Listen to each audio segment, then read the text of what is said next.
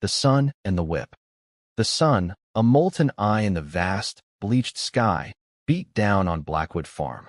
Thomas, barely a man at 13, felt its oppressive weight on his bare back, a constant, fiery presence that seemed to leach the very moisture from his bones. His hoe rose and fell with the rhythmic exhaustion of the other figures around him, each movement a testament to the unending demand of the cotton field. The earth, a stubborn, cracked expanse of red clay, grudgingly yielded to his efforts, each clump of weeds a small victory hard-won. Sweat, thick and gritty, stung his eyes, blurring the shimmering heat haze that danced above the rows. He tasted dust and salt, the familiar flavors of his existence. A sharp, guttural roar pierced the drone of cicadas and the dull thud of hoes. "Faster, you laggards. The sun ain't waiting for your dawdling." Mr. Elias, a stout, florid man with a permanently scowling face, stood at the edge of the field, his shadow long and menacing.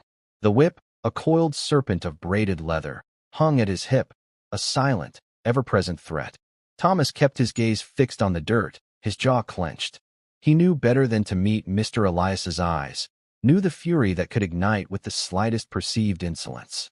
The man's voice was a rasping, hoarse instrument of command, capable of stripping dignity as easily as the sun stripped skin. "You boy." Thomas. Elias's voice was closer now, a low growl that vibrated through the ground. "Your row ain't clean enough. You plannin' on feeding your kin on weeds, eh?" Thomas felt the familiar clench in his stomach, a cold knot of dread. He straightened slowly, his back protesting with a dull ache. "Yes, sir, Mr. Elias. I'll clear it." "You'll clear it now, or you'll feel the sting of the lash, boy." Elias's face was puce, a vein throbbing in his temple. He had a particular aversion to untidy rows, seeing it as a personal affront, a defiance of his will.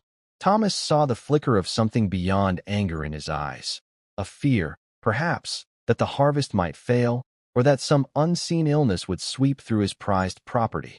Thomas bent to his task again, his movements quickened by the threat. He dug deeper, tearing at the stubborn roots, the sharp edges of the leaves scratching his fingers. He imagined the whip cracking, the searing pain, and pushed harder, faster. He wouldn't give Elias the satisfaction. He wouldn't give him a reason. Beside him, old Ma Sarah, her face a roadmap of wrinkles etched by sun and sorrow, worked with a slow, deliberate rhythm. Her eyes, clouded with age, seemed to see beyond the fields, beyond the torment. She never spoke much during the day, reserving her wisdom for the hushed twilight hours. But her presence was a quiet strength, a reminder that they had endured and would continue to endure. The day dragged on, an eternity of sweat and toil. The sun finally began its slow descent, painting the western sky in fiery hues of orange and purple. The air, though still warm, softened its oppressive grip. The call to stop work, when it finally came from Mr. Elias's overseer, was a blessing, a release that brought a collective, though unspoken, sigh of relief through the field. Thomas walked back to the slave quarters, his legs heavy, his shoulders aching. The dirt path was familiar, worn smooth by generations of weary feet. The small, windowless cabins, huddled together like forlorn sheep, offered little comfort but a respite from the sun and the master's gaze. Smoke curled from a few chimneys, carrying the faint, savory scent of cooking greens and cornmeal. Inside their cabin, the air was thick with the day's heat and the earthy smell of unwashed bodies. Thomas slumped onto his straw-filled cot, letting his hoe clatter to the packed earth floor. His mother, her face etched with the same weariness, stirred a pot over the small fire pit. His younger sister, barely 6, played quietly in a corner with a corn-husk doll. Old Ma Sarah sat on a stool by the entrance, her back to the dim light filtering through the open doorway. Her hands, gnarled and calloused, worked meticulously at braiding strips of dried grass into a small basket. "Another day, another breath," she murmured, her voice a low rasp. She didn't look at Thomas, but her words were for him. "The sun don't care if you tired, boy, nor does the whip." Thomas nodded, not trusting his voice. He understood. The world they lived in was unforgiving, demanding constant vigilance and tireless labor. Mr. Elias was angry today. He finally managed, his voice hoarse. Ma Sarah snorted softly. He always angry. Angry at the good Lord for putting him here. Angry at the dirt for not growing fast enough. Angry at us for being alive. He fears what he don't understand. She paused. Her eyes, usually distant, sharpened slightly. He fears the sickness, most of all, more than he fears the devil. Thomas considered her words. He had noticed Elias's frantic hand-washing, the way he recoiled from anyone with a cough or a sniffle.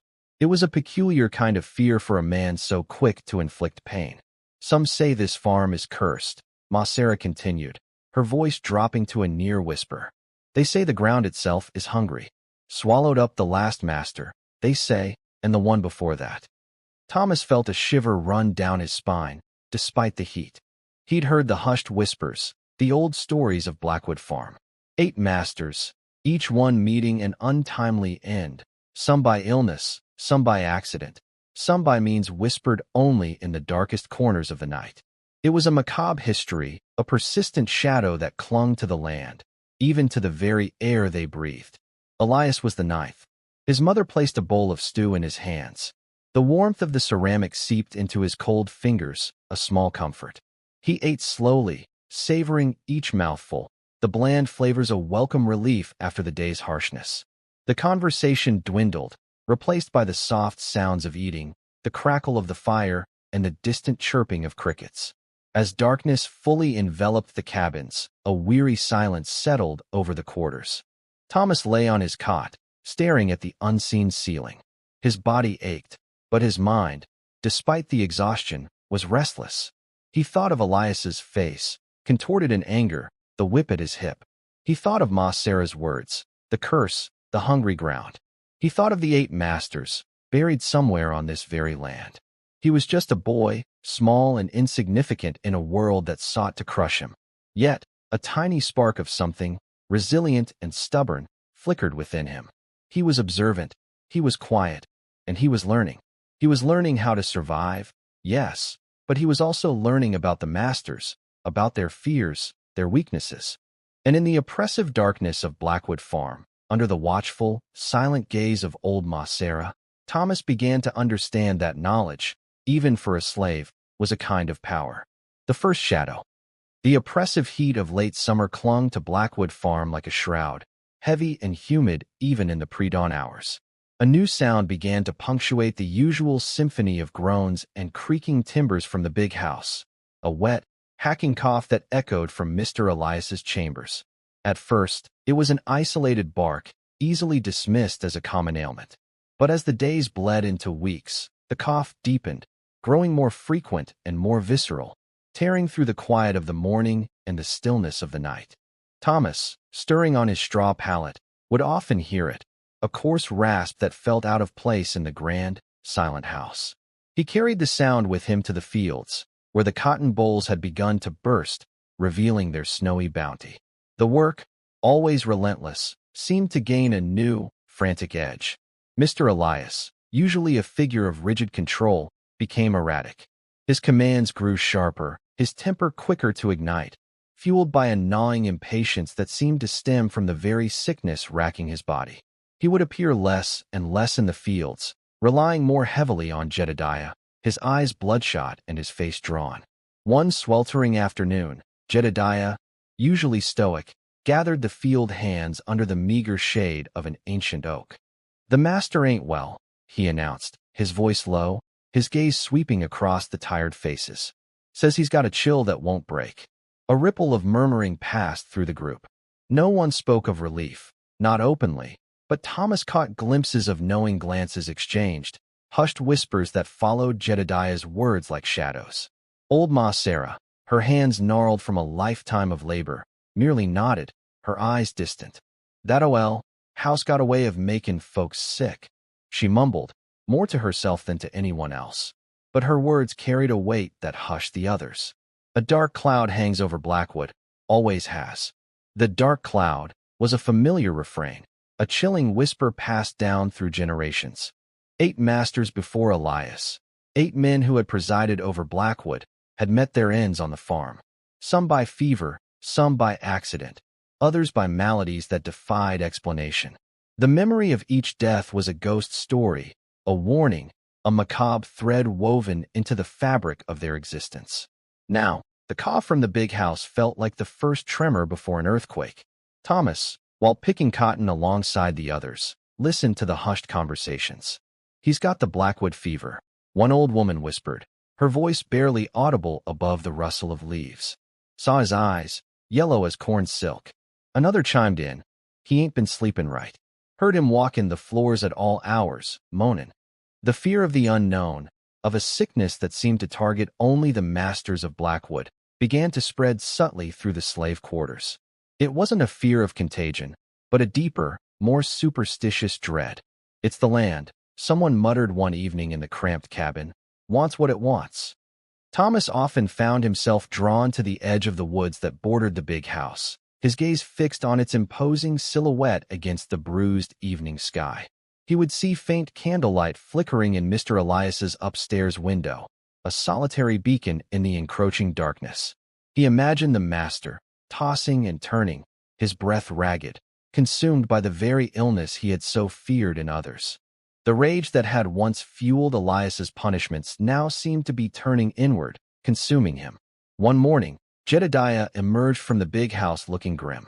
"Master Elias ain't coming out today," he announced, his voice clipped. "Says he needs his rest." The slaves exchanged furtive glances. Rest was a luxury unheard of, especially for a master. The cessation of his presence in the fields was a stark indicator of his decline. Thomas saw Jedediah later that day, carrying a steaming bowl of what looked like gruel towards the big house. Jedediah's face was creased with a new kind of weariness, a resignation that transcended mere physical fatigue. He didn't meet Thomas's eyes, but hurried past, the silver spoon clinking softly against the ceramic. The cough from the big house grew weaker, less frequent, but more hollow, like a dry leaf rattling in the wind. The whispers among the slaves intensified, becoming bolder, less guarded. "He's fading," old Ma Sarah declared one evening, her voice devoid of emotion, as she stirred a pot of meager stew. "The spirit of Blackwood is calling again." Her words, devoid of malice, carried in chilling finality. Thomas watched, listened, and learned. He saw the shift in Jedediah's demeanor, the deepening lines of worry on the faces of the house slaves, the subtle flicker of a strange, complex emotion, a mix of fear and something akin to morbid expectation in the eyes of the field hands. He understood that the master's illness was not merely a physical affliction, but a sign, a continuation of a pattern, a shadow lengthening over Blackwood Farm. And in the heart of that lengthening shadow, a silent reckoning was beginning. Beneath the earth, a profound hush, heavier than the oppressive summer humidity, descended upon Blackwood Farm. It wasn't the typical morning calm, but a silence that pressed, dense with unspoken anticipation. Thomas, already in the cookhouse, sensed it in old Ma Sarah's movements, her usually brisk steps muted to near imperceptibility. She remained wordless, her gaze distant as she stirred the grits with a slow, deliberate rhythm. Then came the bell. Not an urgent, frantic peal, but a single, resonant toll that rippled across the fields, a tremor in the very earth. Jedediah stood on the big house porch, his hand still on the rope. No words were needed. The message was as stark as the rising sun. Mr. Elias was gone. A complex current of relief and unease flowed through the enslaved people gathering for breakfast. No one spoke aloud, yet the exchanged glances, the sudden tightening of shoulders, betrayed a torrent of mixed emotions. Elias had been a harsh overseer, quick with the whip and even quicker with a curse, but his demise signified a disturbing recurrence.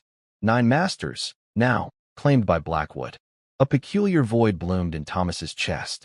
Elias had been the only master he'd known for 5 years, a constant, if brutal, fixture. Now, another specter would join the farm's silent procession. Jedediah, his face a mask of practiced stoicism, approached the cookhouse. "Digging detail," he grunted, his eyes sweeping over the men. "Thomas, you're with me. And you, Silas." Thomas grasped a shovel, its wooden handle smooth from countless hands. The ground beneath the sprawling oak, where the previous 8 masters lay, was already yielding. Each grave was a subtle mound, unmarked save for the slight depressions in the earth. The air here was cooler, imbued with the scent of damp soil and ancient leaves. He drove the shovel into the earth, feeling the resistance of roots, the rich, clinging soil. Every scoop testified to the farm's grim saga, a silent acknowledgement of its repeated tragedies. He worked methodically, sweat beading on his brow, the rhythm of his labor a strange solace. He recalled Elias's final days, the rasping cough that had echoed through the big house, the vacant stare in his eyes. There had been no joy in his suffering, only a grim inevitability. As the excavation deepened, Thomas felt a peculiar detachment. He wasn't interring a man he loved, nor one he despised with burning passion. He was performing a task, a ritual as ingrained as planting cotton.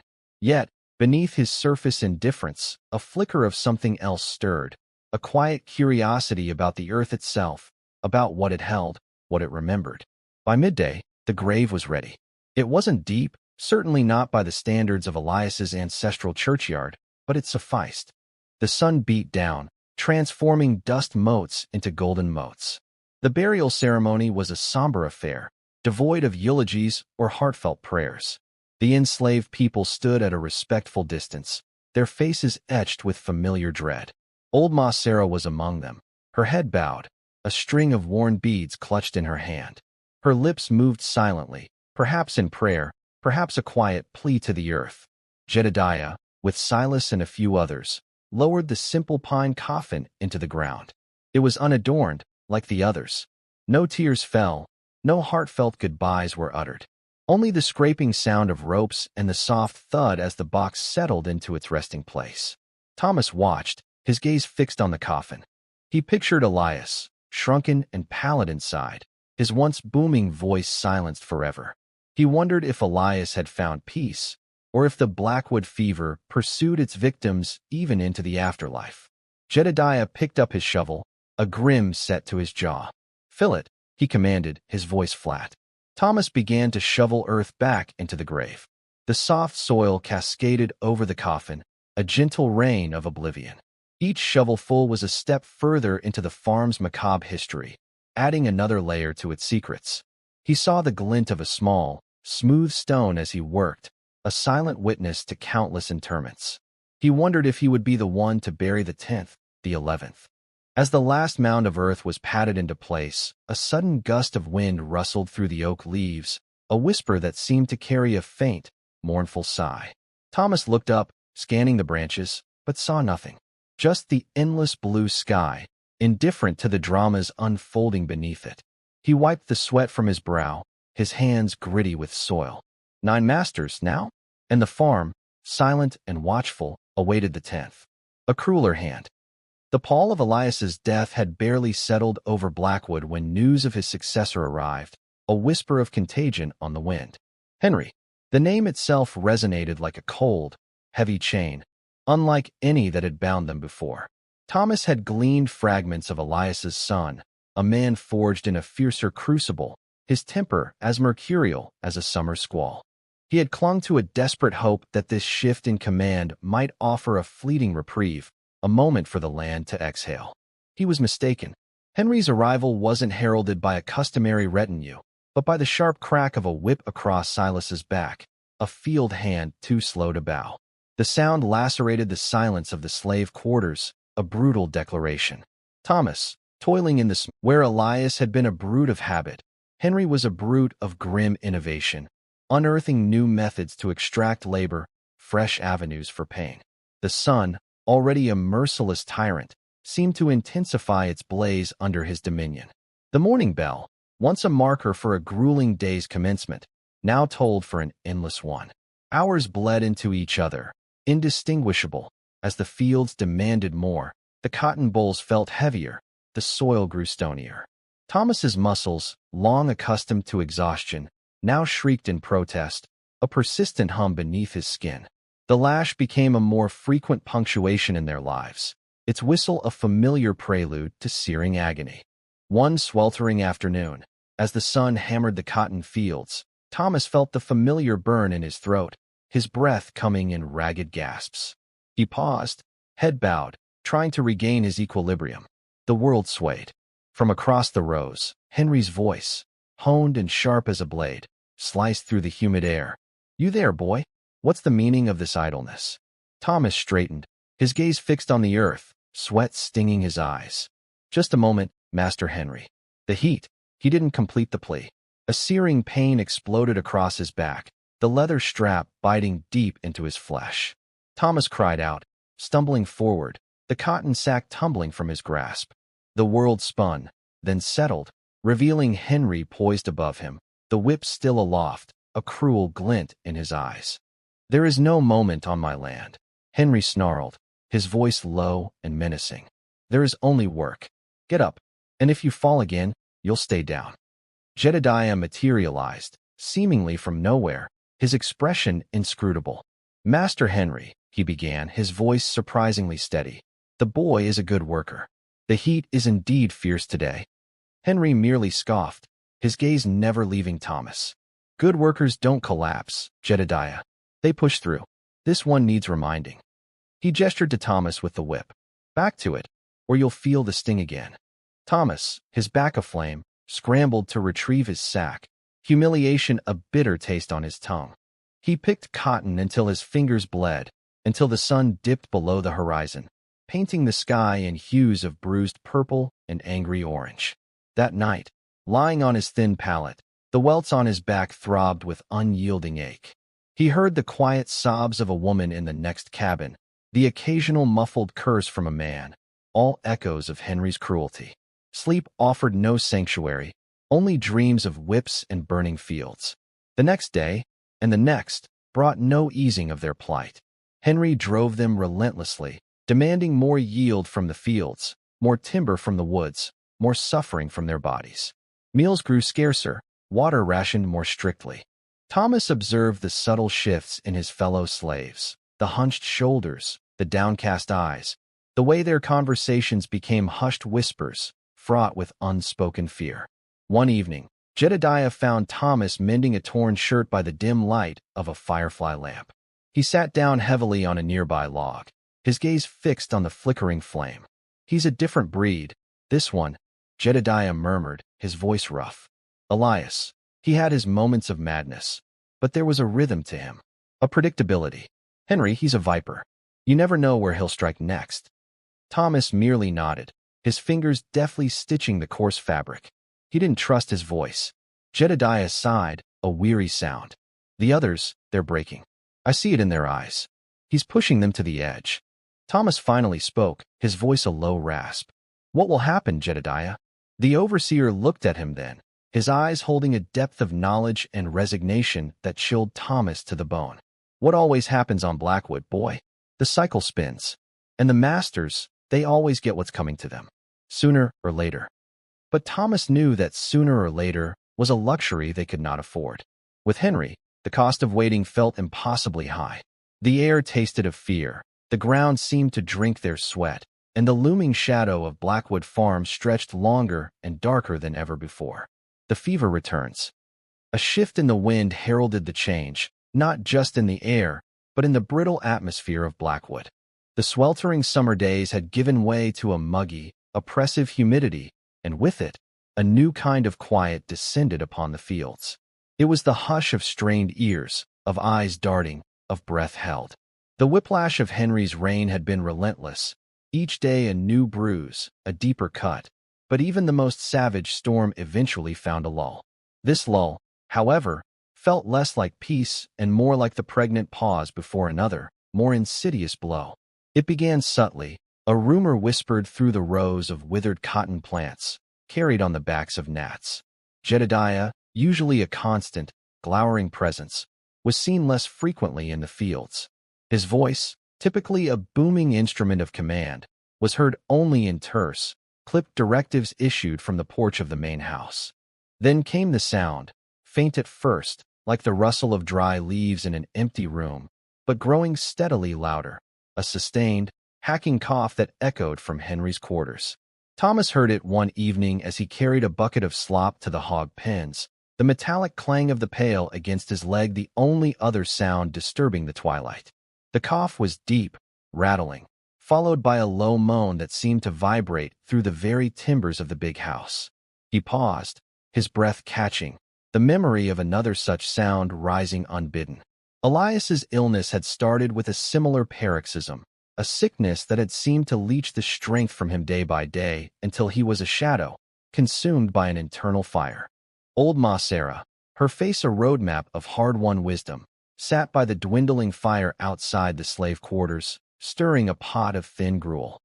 Her eyes, usually watchful and steady, now held a flicker of something ancient and unreadable.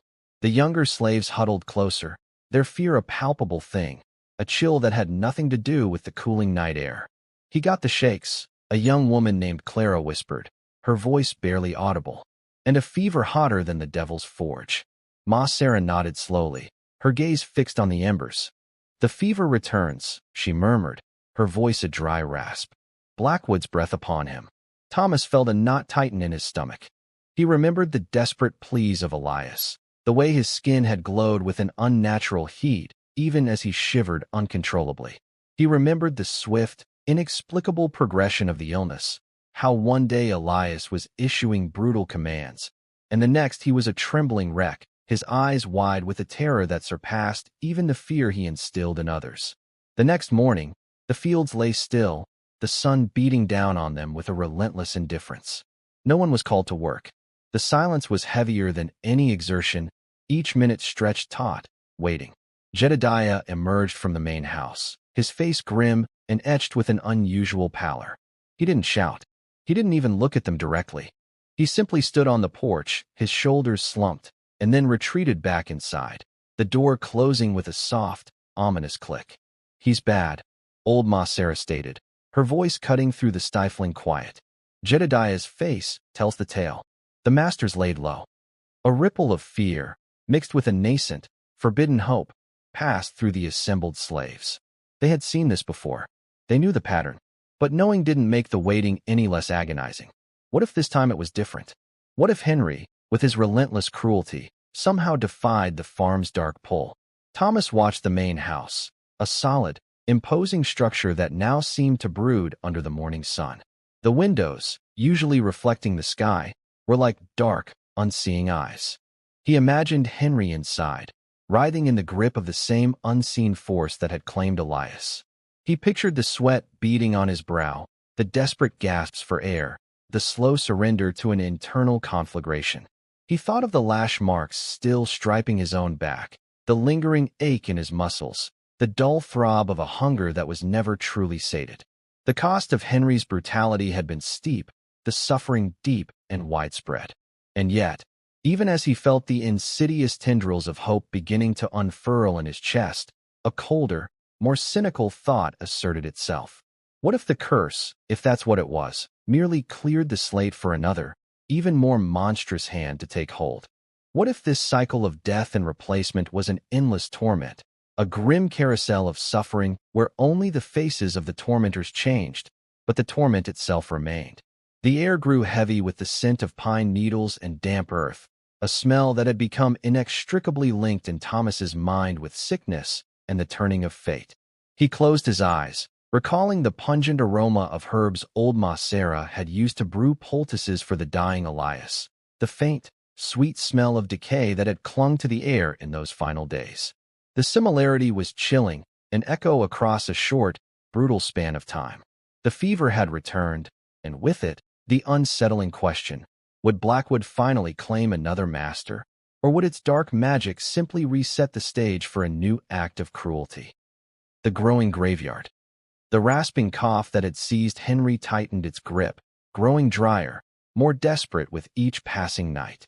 The grand house, usually a beacon of boisterous cruelty, became a tomb of hushed fear.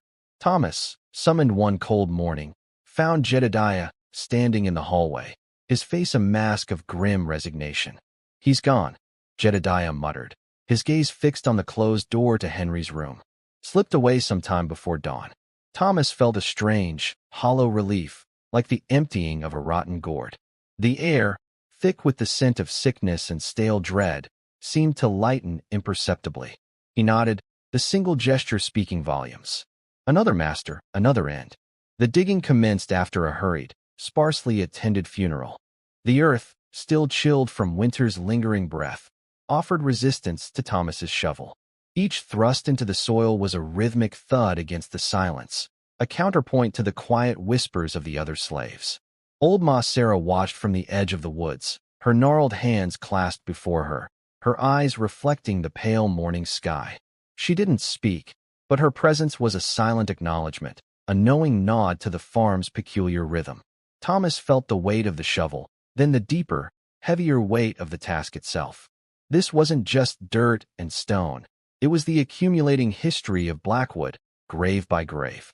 The first burial of Elias had been a shock, a profound violation of the established order. This second, Henry's, felt different, a grim confirmation, a pattern emerging from the shadows.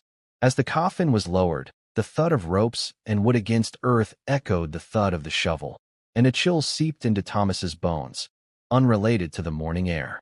He was a witness, a laborer, and in some unspoken way, a keeper of this macabre ledger. The next master arrived weeks later, a stout man named Mr. Abernathy, with a booming laugh that grated on the nerves and a penchant for sudden, violent rages. He brought with him a new overseer, a whip-cracking brute, who quickly earned the fear of every slave. Abernathy's reign was marked by increased quotas and meager rations.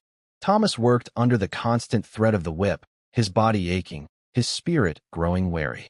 Abernathy lasted 6 months, succumbing to a sudden fever that left him delirious for days before his breath simply stopped. Thomas dug again, the shovel feeling heavier, the soil less yielding.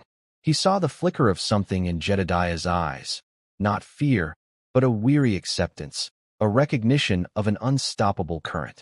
Then came Master Caldwell, a sickly man with a permanent tremor in his hands and a cruel streak born of his own weakness. He preferred to watch others suffer, particularly during the brutal summer heat. Caldwell died of a wasting sickness, his body shriveling until he was little more than bone and parchment skin. Thomas, sweat stinging his eyes, dug the third grave, the sun beating down on his back. The soil was dry, dusty, clinging to his clothes. Master Davies followed, a stern, religious man who quoted scripture while ordering lashings. He spoke of divine retribution and the natural order, but his own end came abruptly when he was thrown from his horse during a thunderstorm. His neck snapped clean. The rain lashed down as Thomas dug, the mud sucking at his boots, the sky mirroring the farm's sullen mood. Master Albright, a gambler and a drinker, squandered what little Blackwood had left. He was found one morning, face down in a ditch, a bottle clutched in his hand, a heart attack the official cause. The grave for Albright was quick, almost an afterthought, as if the farm was tired of its own charade. Master Finch, an elderly man with rheumy eyes and a reputation for quiet malice, arrived next. He was obsessed with order, meticulously inspecting every aspect of the farm, yet he seemed unable to stem the decay. He choked on a fishbone during supper, his frantic struggles silencing the usually bustling kitchen. This burial felt particularly absurd, a small, mundane end to a life of calculated cruelty. Master Thornton, a young, ambitious man, full of grand plans to revitalize Blackwood, met his demise by an accident with a falling tree limb. The crack of wood had echoed through the morning quiet, a sharp, final sound. Thomas recalled the suddenness of it, the way the branch had seemed to pluck Thornton from the earth. As he dug, the smell of damp earth and pine needles filled his nostrils, a scent that now carried the faint undertone of mortality. Finally, Master Oakhaven, a man whose quiet demeanor disguised a particularly insidious form of control, died of a swelling in the throat that left him unable to speak or swallow. His death was slow, agonizing, a testament to the farm's patient, inexorable will. 8 graves now marked the landscape behind the main house, a growing graveyard of masters. Each time, Thomas had been the one to dig, his muscles aching, his hands calloused, his mind a silent ledger of the dead. He had buried Elias, then Henry, then Abernathy, Caldwell, Davies, Albright, Finch, Thornton, and Oakhaven. The names blurred, their faces indistinct in his memory, their cruelties merging into a singular, oppressive weight. The soil beneath his feet was no longer just earth. It was a testament to Blackwood's insatiable appetite, a dark chronicle written in the turning of the soil. The farm had become a silent, relentless executioner, and Thomas, the unwitting gravedigger, bore witness to its growing power. Whispers and weeds. The lantern's intimate glow, a defiant ember against the vast, oppressive darkness of the slave quarters, illuminated Thomas's secret. Beneath a loose floorboard, he'd unearthed a small cache of books, forgotten by a lax overseer of years past. They were brittle and damp, smelling of mildew and the ghosts of forgotten dreams. Each night, after the cabin's communal snores began, Thomas would retrieve them, his calloused fingers trembling as they traced unfamiliar script. Old Ma Sarah, whose gaze pierced deeper than anyone suspected, had initiated his education, not with primers, but with discarded newspapers from the big house, whispering words, sounding them out like stolen breaths. He'd begun with rudimentary terms: sun, tree, water. Now, the books presented a formidable new frontier. He stumbled through sentences, his lips shaping silent sounds he couldn't yet vocalize. The words were a dense thicket, but occasionally a concept would blossom, a sudden, illuminating flash. A thrill, sharp and intoxicating, coursed through him, akin to discovering a hidden spring in a parched land. This knowledge, unlike anything else he possessed, was profoundly his own, a shield, a weapon, a silent insurrection against enforced ignorance. One evening, he pulled out a particularly weighty volume, its cover long vanished, exposing a yellowed, intricate spine. Within were hand-drawn botanical illustrations, roots, stems, leaves, flowers. The initially dense text slowly began to yield its meaning. He absorbed terms like herbaceous, perennial, alkaloid. The book elaborated on properties, on healing and harm, on concoctions and antidotes. Weeks blurred into nights spent poring over it, the illustrations bleeding into his very dreams. He began to perceive the familiar weeds and bushes of Blackwood Farm with new discernment, no longer mere green backdrop, but entities with specific functions. A drawing of a pale-flowered plant with serrated leaves seized his attention.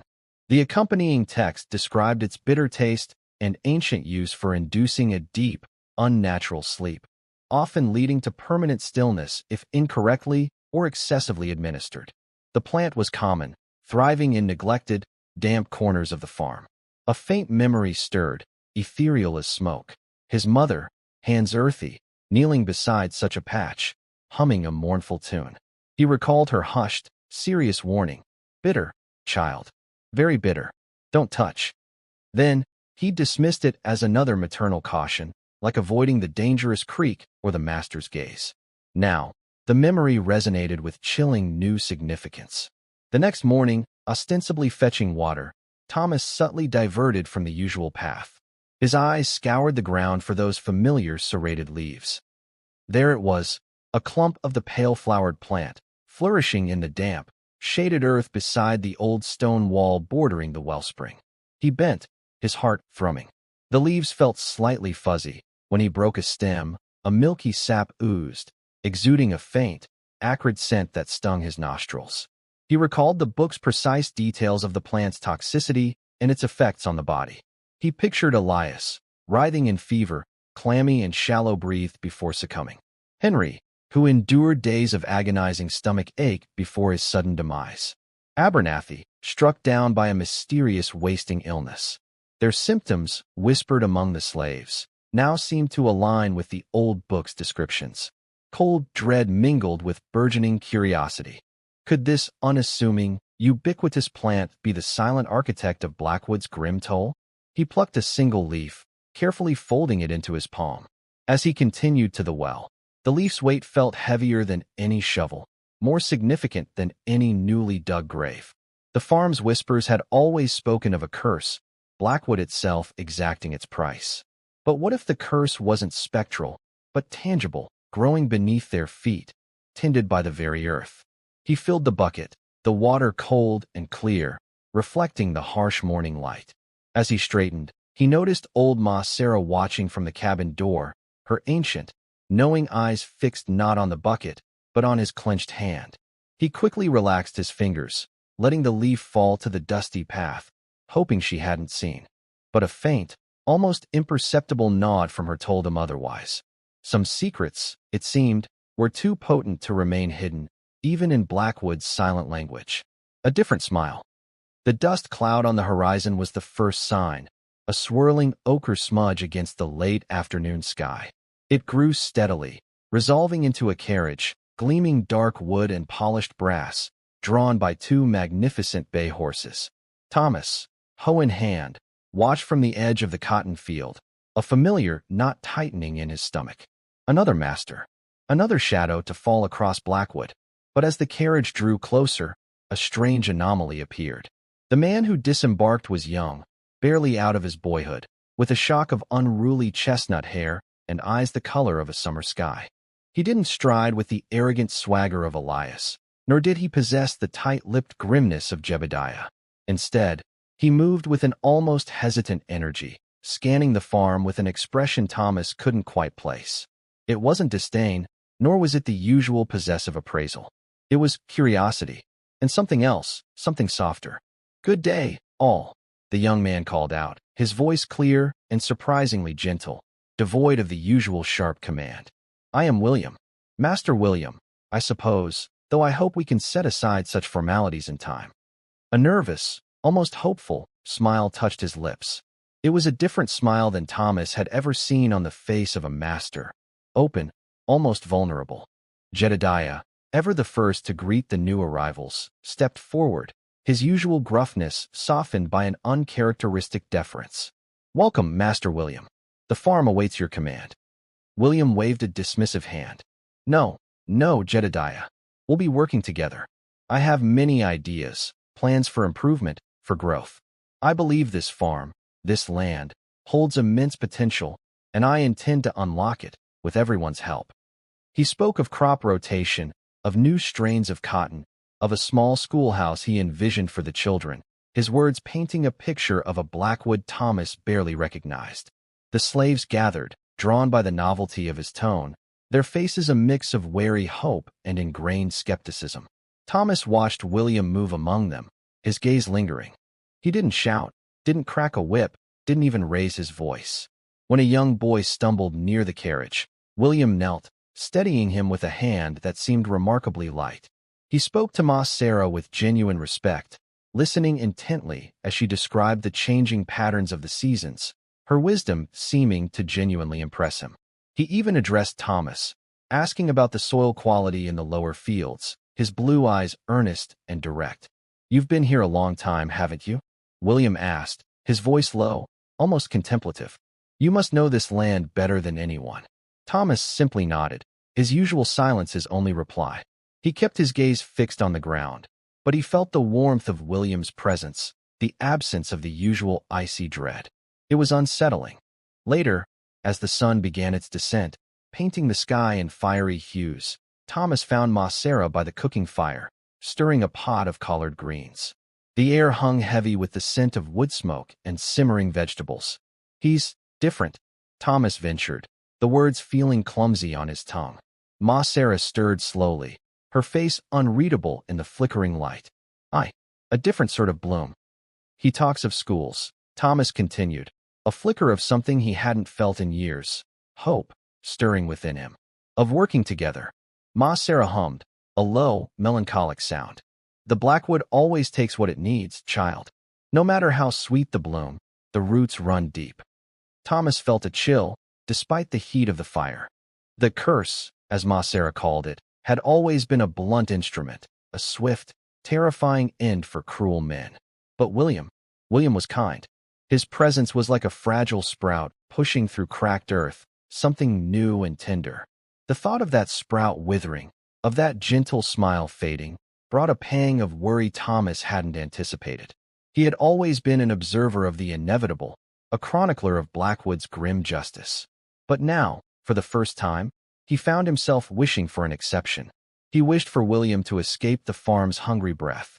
He remembered the botanical text, the delicate illustration of the plant with its innocent-looking leaves. He remembered the precise description of the fatal sleep. The thought twisted in his gut. If Blackwood's breath claimed William, it would be a different kind of tragedy. Not the satisfying, if terrifying, justice for cruelty, but the silencing of a hopeful song before it had a chance to fully play. Thomas, the gravedigger, the silent witness, found himself burdened by a new, unwelcome feeling, empathy, laced with a chilling premonition. The ninth sickness. A fortnight passed, then 3, each day pulling Thomas deeper into the unsettling current of William's presence. The young master's ideas, once a distant, hopeful murmur, now echoed through the fields. He spoke of planting tobacco in different quadrants, of cover crops that would replenish the soil. He even took to walking the rows himself, his linen shirt often smudged with earth, sweat beading on his brow. The other enslaved people, wary from generations of broken promises, watched him with a mix of suspicion and a tentative, almost imperceptible curiosity. Thomas, however, felt a different stir. A seed of something fragile, like the first shoots after a long winter, began to push against the hardened soil of his soul. Then came the cough. It started innocently enough, a dry rasp in the mornings, easily dismissed as a tickle in the throat from the damp chill of dawn. But within days, it deepened, acquiring a wet, rattling quality that vibrated through the thin walls of the big house. Thomas heard it from the kitchen, a persistent, hacking sound that punctuated the silence. He saw William's eyes grow bloodshot, the easy flush of health replaced by a pale, clammy sheen. The young master, usually so animated, moved with a listlessness that spoke of a deep weariness. The farmhands whispered, their gazes darting towards the big house, a knowing dread settling over their faces. It was a familiar specter, a sickness that had claimed 8 masters before him, each time announced by this very cough, this creeping chill. Thomas found William huddled by the hearth one brisk evening, a thick blanket draped over his shoulders, despite the roaring fire. William's skin was a ghastly white, and his breath came in shallow, ragged gasps. He shivered uncontrollably, his teeth chattering a frantic rhythm against the quiet crackle of the flames. "Thomas," he rasped, his voice hoarse and weak. I feel as if a frost has settled inside my bones." He tried to offer a reassuring smile, but it faltered, replaced by a grimace of pain. Thomas knelt, his hand instinctively reaching for William's forehead. The skin was burning, dry and hot as a sun-baked stone. He remembered the feel of Elias's brow, just before the final, wrenching spasms. The same fever, the same uncontrollable shakes, the same desperate plea in the eyes. His mind, usually a quiet pool, churned with images, the bitter plant with its dark, waxy leaves, his mother's weathered hands crushing the fibers, the acrid smell of the paste. He heard her voice, low and urgent. "This here plant, Thomas, it ain't for healing. It takes, but there's others, too, that give back what it steals. You gotta know the difference, boy. You gotta know when to use which." His mother's words, a forgotten echo from childhood, resonated with a new, terrifying clarity. He had been taught the plants that could soothe, the roots that could draw out fever, the leaves that eased pain. He knew the difference between the swift, cruel poison that claimed Blackwood's masters and the gentler remedies hidden in the shadows of the woods. For 8 masters, he had done nothing but dig. He had watched them sicken, knowing the cause, knowing the grim inevitability. But William was different. He hadn't raised a whip, hadn't uttered a curse. He'd spoken of schools, of shared harvests. A knot tightened in Thomas's gut. The easy path, the familiar one, was to do nothing, to stand by, observe the progression, and eventually, to dig the 9th grave. The farm had its rhythm, a brutal, self-correcting cycle. Elias, ruthless and cold, had met his end. The others, each in their own way, had brought their own demise. To intervene, to break the cycle, felt like tampering with something ancient and powerful, something larger than himself. It felt like defying Blackwood itself. But then he looked at William again, crumpled and vulnerable, his breath catching in his throat. He saw not a master, but a young man, barely older than himself, consumed by a silent fire. He remembered William's earnest gaze, the way he listened when Thomas spoke of the soil, the genuine concern in his voice when he asked about the children. This wasn't Elias's cold malice or the casual brutality of the others. This was simply ill. The choice, once an abstract concept, now pressed down on him with crushing weight. To let William die was to uphold the farm's grim justice, to maintain the status quo. To save him was to step into the unknown, to challenge the very nature of Blackwood, and in doing so, to expose his own hidden knowledge, his own dangerous agency. The fear was a cold claw in his chest, the memory of what happened to those who stepped out of line. But beneath the fear, a different sensation began to bloom, a quiet, stubborn defiance, a flicker of something resembling hope for a different path. He knew the plant that could cool the fever, the root that could quell the cough. He had the knowledge. The question was, did he have the courage? He rose slowly, his gaze still fixed on William's fevered face. The air in the big house felt heavy, charged with unspoken decisions. Outside, the night was a silent, watchful presence. Seeds of hope. A sick room's pall hung heavy in Master William's chambers, its cloying sweetness a grim counterpoint to the familiar scent of decline that had heralded 8 interments. Yet tonight, a new bouquet bloomed. The crisp, clean notes of feverfew, the earthy robustness of burdock, and the faint, metallic whisper of willow bark. Thomas, his hands steady despite the knot of dread in his gut, ground the dried botanicals with mortar and pestle, the rhythmic thump-thump-thump a low thrum against the distant chirr of crickets. He had scoured the last 2 nights, his mind a whirlwind of macera's remedies, of every hidden thicket and woods he knew intimately. This was no swift, insidious poison from Blackwood's breath, but something gentler, a slow balm. He brewed the mixture over a hushed flame, steam unfurling to mist the small, grimy window. Old Macera, her face a map of life's etched wisdom, observed him from the threshold, her gaze unreadable. "You meddlin' with spirits, boy," she rasped, her voice a dry rustle of autumn leaves. "This land, it don't abide new ways." Thomas didn't stir. "This ain't for the land, Ma. This is for him." He decanted the warm, amber fluid into a chipped mug. It smelled of damp soil and late summer, a world away from the acrid reek of former treatments. Master William lay pale and inert, his breathing shallow, a fine sheen of sweat tracing his brow. The fever held him captive, twisting dreams into nightmares from which he sometimes cried out. Thomas knelt beside the bed, the cup radiating a gentle warmth. He carefully raised William's head, mindful of its slight weight, and pressed the rim to his lips. "Drink, master," he murmured, a breath of sound. "Please, drink." William coughed, a weak, rattling exhalation, then, to Thomas's relief, swallowed. Thomas offered more, patiently coaxing until the cup was drained. Bitter, he knew, but its warmth carried an odd solace. He repeated the ritual every few hours, through the long, watchful night and into the pallid dawn.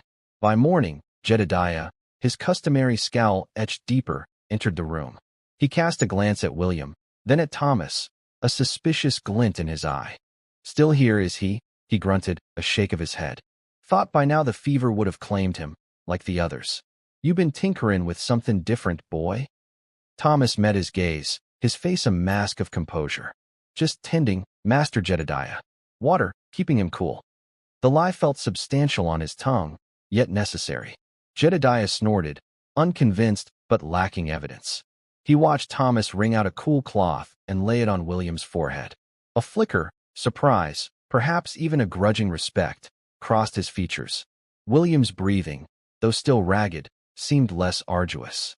His skin, still warm, no longer radiated the previous day's inferno. Days blurred into a week.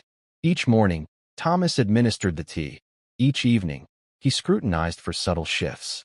Slowly, almost imperceptibly at first, William began to mend. The fever finally broke, leaving him gaunt and weakened, but undeniably alive. One afternoon, Thomas found him propped on his elbows, gazing out the window with a clarity long absent. "Thomas." William's voice was hoarse, a mere echo of its former self, but it was his voice. I remember you. You were here. You were helping me." Thomas nodded, a small, nearly imperceptible movement. A wave of profound relief, enough to buckle his knees, washed over him. He had succeeded. He had broken the cycle. "I was so sick," William continued, a bewildered frown creasing his brow. "I felt like I was fading, like the others." He paused, his eyes narrowing slightly on Thomas. "What did you give me?" "It tasted earthy, but it helped." Thomas hesitated, then replied, "Just some teas, Master William. For the fever." My mama taught me a few things. It was a half-truth William seemed to accept. He had seen too many masters succumb to question a slave's simple herbal knowledge, especially now, clinging to life. When Jedediah next saw William sitting up, he was struck speechless. He simply stared, then muttered, "Well, I'll be damned." The other enslaved people watched with a mix of awe and trepidation. The farm's grim decree had always been absolute. This was unprecedented, unsettling even. As William regained his strength, a different quiet settled over the farm. He began to walk the fields again, slowly at first, then with renewed purpose. He spoke to Thomas, not with the clipped commands of a master, but with a surprising gentleness, inquiring about the crops, the soil, the health of the other enslaved people. He even sought out Ma Sarah, listening intently as she spoke of old ways, of the land's rhythms. One evening, as the sun dipped below the tree line, painting the sky in hues of bruised purple and fiery orange, Thomas watched William from the edge of the cotton field. William stood by the porch, not barking orders at Jedediah, but engaged in quiet conversation. Thomas saw William gesture towards the fields, then towards the meager slave quarters. He saw Jedediah's shoulders slump, then rise again, as if in reluctant agreement. A strange warmth bloomed in Thomas's chest. For the first time, he looked at Master William and saw not just a master, but a man who had been spared. A man who, perhaps, could be different. The hope was fragile, a tiny, budding shoot in barren soil, but it was there. He had risked everything, defying the farm's grim decree, and for now, it seemed, the gamble had paid off. The lingering taste of the healing tea on his memory was a quiet promise. He wondered, with a tremor of both fear and exhilaration, if this single act of defiance could truly be the seed of a different future for Blackwood Farm.